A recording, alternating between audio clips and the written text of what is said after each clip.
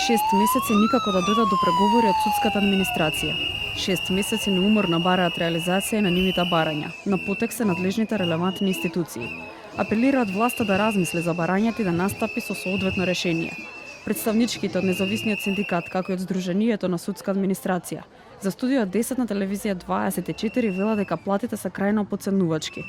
Плата од категорија Г изнесува 20.000 денари. Јасмина Величкова потенцира дека само од кривичниот суд за 2022 година од парични казни во сите оделенија се влеале 113.530.000 денари.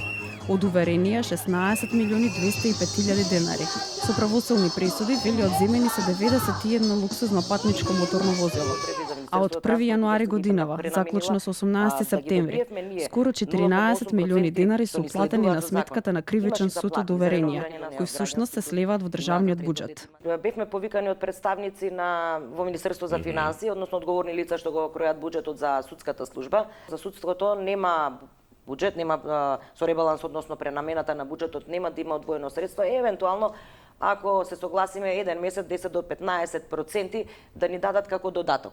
Значи, ние не бараме милостина. Ѓоргиевска вели дека постојано се зборува за судска независност, но всушност судот е финансиски зависен. Со измени на законот за судски буџет, значи судски совет имал време, значи долги години оваа проблематика, значи имал време да поднесе свој предлог до владата измени на закон за судски буџет.